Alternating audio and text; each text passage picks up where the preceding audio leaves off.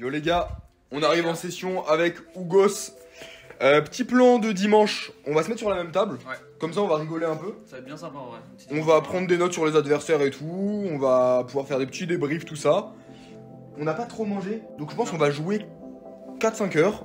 Ensuite, pause, manger. Ouais. Et ensuite, retour sur les tables. Bref, voilà. On vous tient au jus sur tout ça. C'est parti.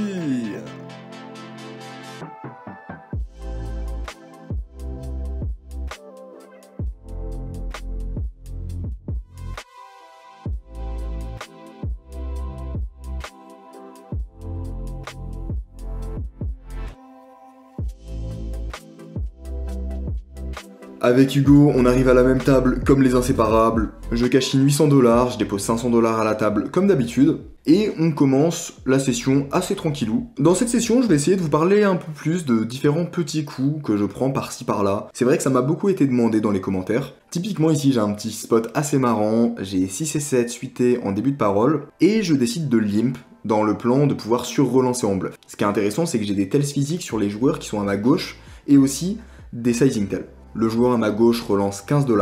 C'est un joueur régulier qui est assez bon, il exploite bien le field, le problème c'est qu'il a des gros sizing tells et il s'en fout un peu parce que personne ne l'exploite, mais typiquement il relance 20-25 avec des bonnes mains et 15 avec des mains plutôt faibles. Et j'ai beau lui mettre une tonne de bluff, une tonne de pression, il ne s'adapte pas et il garde un peu ses automatismes. Le joueur en milieu de position call, Hugo qui en hijack décide de call, la grosse blinde call, et la décision revient à moi. Je sais que le mec à ma gauche ne va jamais pouvoir vraiment se défendre. Il a toujours des mains fortes, genre roi 10 suité, valet 10 suité. Il a pas de vrais nuts comme as roi, paire de valets, etc. Il y a 64 $ d'argent mort au milieu, et donc on a un bluff qui est ultra profitable. Typiquement ici, je risque 100 $ pour en récupérer 64, et donc j'ai besoin que ça passe 64% du temps, qui va vraiment être le cas, et en plus de ça, je vais toujours avoir beaucoup de jouabilité avec ma main, je vais pouvoir le faire fold au flop la plupart du temps, enfin bref, ça va très bien jouer. Et finalement, comme souvent, tout le monde fold. Bon, il y a Hugo qui fold une grosse main, alors il me demande de lui show un bluff, et je le fais pour lui faire plaisir. Un bluff. Ah, ok. Et très vite, je suis très agressif à la table. Je mets des petits bluffs par-ci par-là qui passent bien, mais toujours en restant assez soft. Par exemple ici, j'ai dame 9 de carreau au hijack. Le joueur en milieu de position relance à 15, et je décide de sur-relancer à 50. Le plan ici, ce n'est pas de le faire fold pré-flop, parce que je sais qu'il va à peu près tout call, mais ça va surtout être de lui mettre de la pression post-flop. Pour que ça soit plus parlant, ici il décide de call, et ça tombe un flop, roi 5-3 avec un tirage couleur. Il check, et je décide de miser 50 $.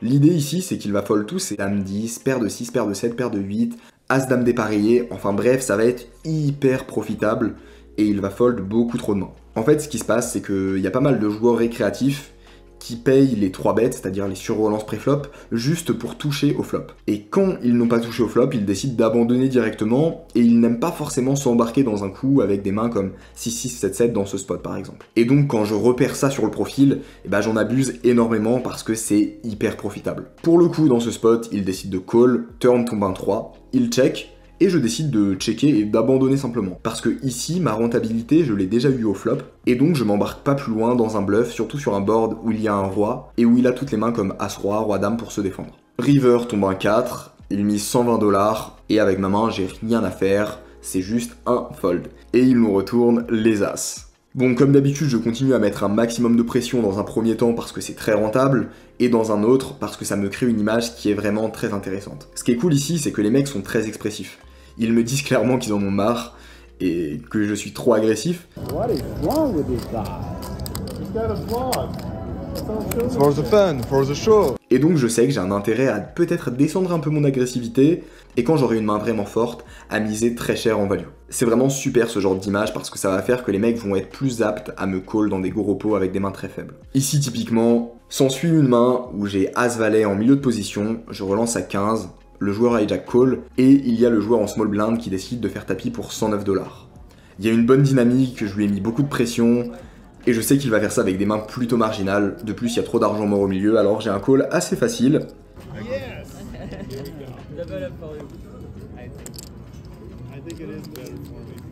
Let's show, let's show. Oh!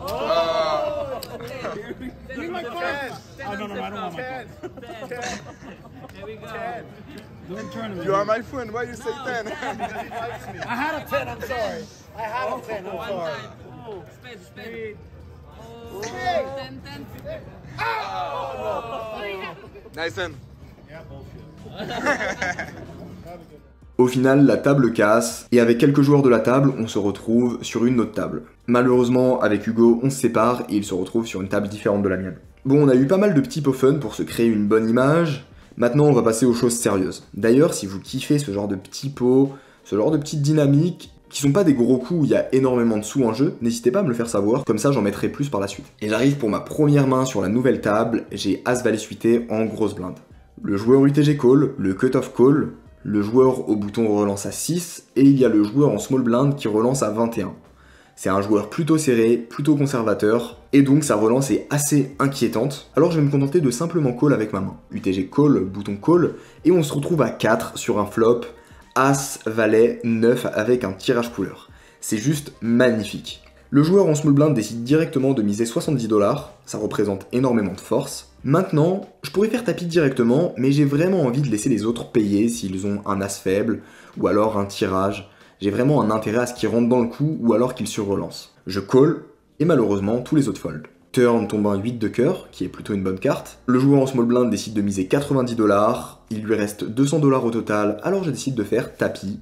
Il call, river tombe une brique, il retourne roi-valet avec le tirage couleur du flop, et donc on gagne. Petit coup qui fait bien plaisir, on est up de 650$ sur la session, ça commence bien. Quelques tours plus tard, j'ai une paire de 6 en milieu de position. Il y a une option à 6, et donc je décide de relancer à 25$. Là, il y a le joueur en small blind qui me call sans faire exprès, il n'avait pas vu mon raise, et on se retrouve en heads up sur un flop 8-8-9.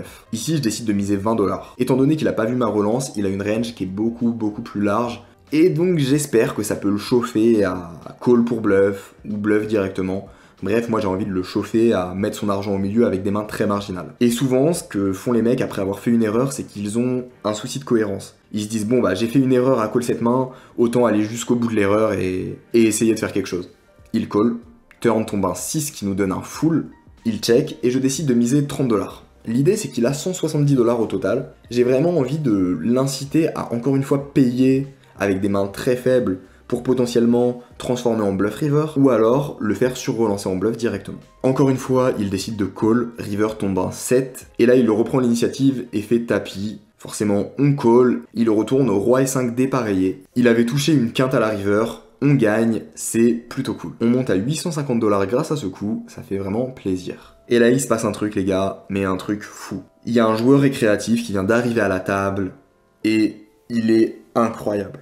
Quelques mains avant, il vient de faire tapis avec une paire de 3 pré-flop pour 600$. Évidemment, la meuf en face de lui avait une paire de rois, c'est tombé un flop 6-3-2, et il a gagné. Et enfin, il fait juste des trucs fous, il paye des 5e paires river contre des mises énormes. Enfin bref, le spot idéal, directement, je change de siège pour être à sa gauche et pouvoir jouer un maximum de coups en position contre lui. Arrive la première main, j'ai As-3 dépareillé au cut-off, il décide de call en milieu de position. Je le relance à 20, la grosse blinde me call, et il me call, on se retrouve à 3 sur un flop, As de Dame avec un tirage couleur. On fait une top pair, c'est plutôt cool. La grosse blinde check, et là, il décide de reprendre l'initiative et miser 100$. Il mise 100$ dans un pot qui fait 60, et il a 500 derrière. C'est un spot qui est vraiment compliqué, parce qu'en même temps, il fait n'importe quoi, mais en même temps, je l'ai pas vu être agressif dans ce genre de spot. Et le problème, c'est que si j'estime qu'il a des bluffs, et ben ça veut dire que ces bluffs, il va sûrement aller jusqu'au bout, et je vais devoir call flop, call turn, call river. Il a 500$ derrière, ça veut dire que je dois tout mettre au milieu. Franchement, je pense que c'est pas une bonne idée, il a encore jamais pris cette line, je l'ai jamais vu bluff.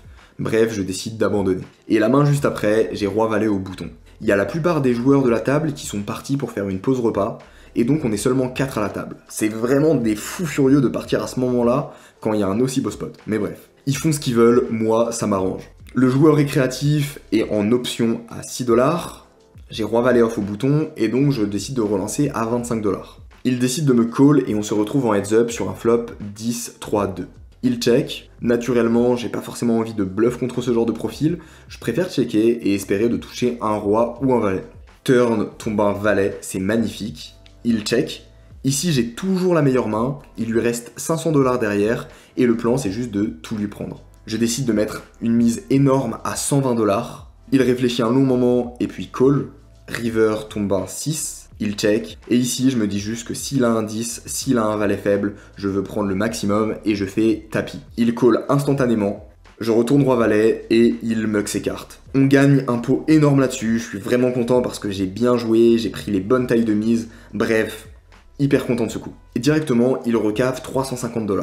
La main suivante, j'ai dame 10 au cut-off, et quant à lui, il est en grosse blinde. Je décide de relancer à 20 $, il call sa grosse blinde, et on se retrouve en heads-up sur un flop, valet 8-4 avec un tirage couleur. Il check, encore une fois c'est le même plan pour moi, je décide de check. Turn tombe un 10 de trèfle qui rentre la couleur et qui nous offre un tirage avec notre dame. Il mise 40 $.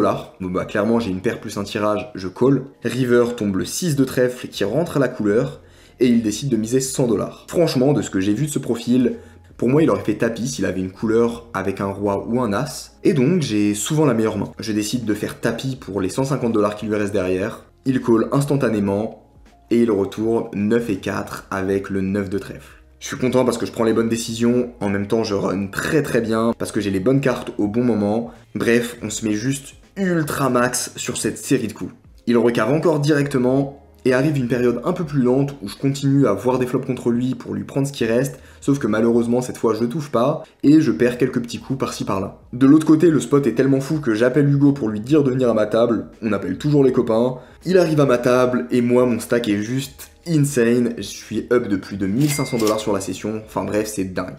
Et la première main où Hugo arrive à la table, j'ai une paire de dames en début de parole. Ici j'ai un tel physique qui est assez énorme. En fait, c'est simplement que le mec, dès qu'il regarde ses cartes, il prépare sa mise à l'avance dans sa main. Et donc bah, moi j'ai ma paire de dames, je m'apprête à relancer, et je le vois prendre 25 $ dans sa main. Donc évidemment je call.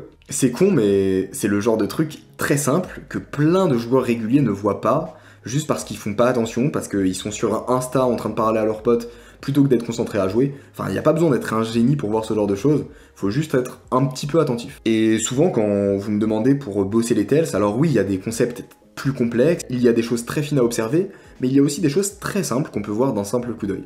Le joueur récréatif en small blind relance à 25, comme il nous l'avait gentiment dit, et je décide de sur-relancer à 115 $. Bref, il parle un peu, il me dit qu'il n'arrive pas à gagner un coup contre moi et donc il a pas envie d'y aller.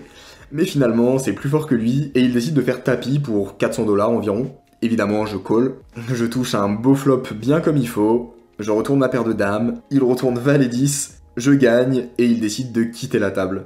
Et là, il y a toute la table qui est dégoûtée parce que j'ai pris tout l'argent, la meuf qui s'est pris son setup où elle a perdu avec les rois contre les 3, bah du coup j'ai aussi récupéré de l'argent du gars, du coup elle peut plus le récupérer, bref, tout le monde est dégoûté à la table. De mon côté, j'ai un stack énorme et je suis en positif de plus de 2000 $ sur la session. C'est juste incroyable. Et à peine j'ai le temps de souffler, il y a un autre joueur récréatif qui arrive à ma droite. Et j'ai pas de jeu pendant une vingtaine de minutes, ce qui me permet de voir quel genre de spécimen c'est. Et arrive une main où j'ai une paire de valets en début de parole.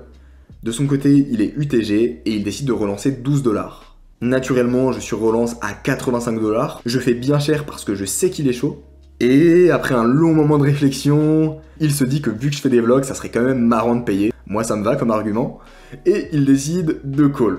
Tombe un flop 8-8-5, il check, et je décide de miser 120 $. Pour moi, c'est un joueur, s'il a une main comme As-Dame, As-10, il va tout mettre au milieu quoi qu'il arrive. Il hésite, et il me dit qu'il devrait faire tapis, et il finit par fold avec Dame de suité. C'est n'importe quoi. Apparemment, c'est plutôt positif de faire des vlogs, parce que les mecs, ça les chauffe bien, quoi. Et s'ensuit un petit moment de card dead, mais bon, vu la session qu'on a fait, on va pas se plaindre. On se retrouve à pas toucher de jeu, et donc obligé de se coucher. Et arrive la main, le grand final. J'ai une paire de 10 en grosse blinde. Il y a le joueur au cut-off qui décide de relancer à 10 $. Le joueur au bouton décide de sur-relancer à 30 $. Le joueur récréatif à ma droite en small blind décide de call. Je relance à 110 $, étant donné qu'il lui reste à peu près 300 $ derrière. Tout le monde fold, il call, et on se retrouve en heads up sur un flop Dame 10-9. On fait brelan au flop, c'est juste magnifique. Il reprend l'initiative et fait tapis pour 200 $. Je call. River, je retourne ma main directement pour pas le frustrer et pour pas lui faire de faux espoirs. Ça gagne, il mug ses cartes, et on finit la session là-dessus. On finit up de 2386 $ sur la session. C'est juste magnifique. Les gars, j'espère que vous avez kiffé. Pour ceux en commentaire qui se disent mais c'est ouf, il run vraiment bien. Bah ouais, franchement, on run trop bien, le début se passe vraiment bien. Écoutez, je peux que être content, hein. Je pense aussi que sur la plupart des sessions, à part sur le dernier vlog, je prends vraiment les meilleures décisions à chaque fois. Je suis vraiment très content de mon jeu. Et en même temps, bah, il y a de la réussite, donc ça fait plaisir. Et dans tous les cas, vous inquiétez pas, hein, des périodes dures, il y en aura. Pour l'instant, on profite tant que la tempête n'est pas là. Et franchement, je pense que ça sera aussi très intéressant les vlogs quand on sera en bad run et que tout se passera mal. Parce que c'est des périodes différentes à gérer. Et pour le coup, c'est les périodes que je gère le mieux personnellement. J'ai un mental vraiment solide et je pense que c'est une des choses qui fait ma force. Donc voilà, on verra ce que ça donne dans le futur. En tout cas, oui, forcément, on va pas enchaîner que des sessions positives à chaque fois. Et j'ai bien hâte de voir ce que ça va donner quand on va bad run. Enfin voilà. J'espère que vous avez kiffé, pensez à vous abonner, à lâcher un petit like si c'est le cas. Et on se retrouve tout de suite pour l'outro et mon débrief à chaud. Ok, donc on a déposé 800 qui sont ici. Et on est up de 200, 400, 600, 800, 1000, 1200, 1400, 1500, ici, 2000, 2200, 2300, 2004. C'est clair. Ok, nice.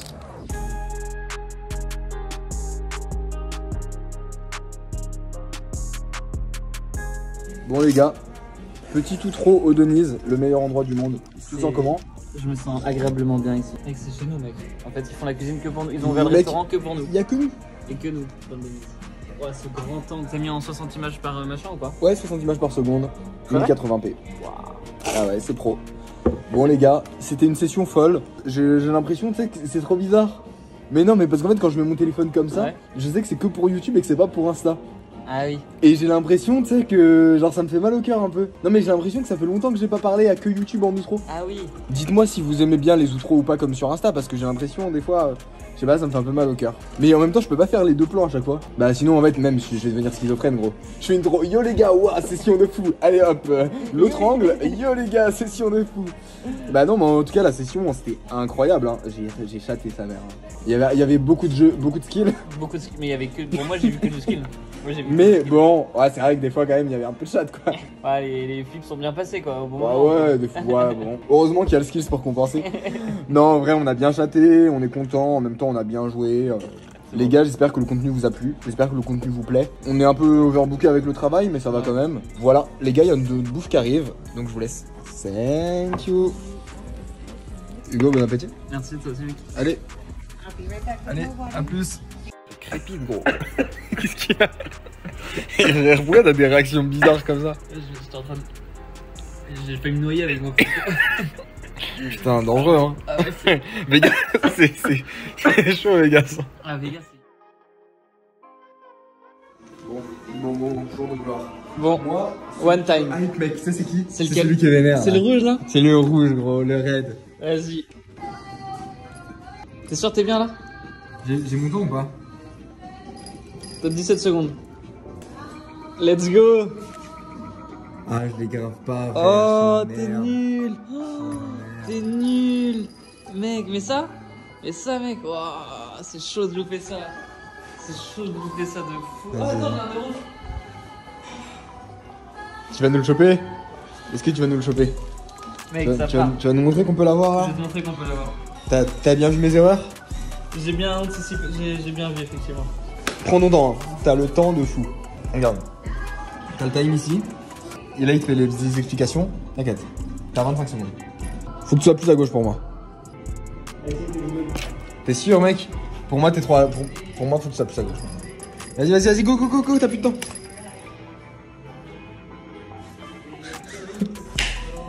Mais quoi? Mais pas. Ah, c'est bon ça. Mec, on était dessus. J'étais dessus, j'ai ri. Non. Ouais, c'est bon.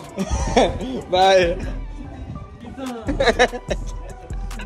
Non mais ça c'est des bullshit mec, c'est fait exprès. Ils veulent nos billets, ils veulent qu'ils... Ça suce tous nos billets d'$1. Putain. Ouais, ça m'a tilté. Voilà, Putain.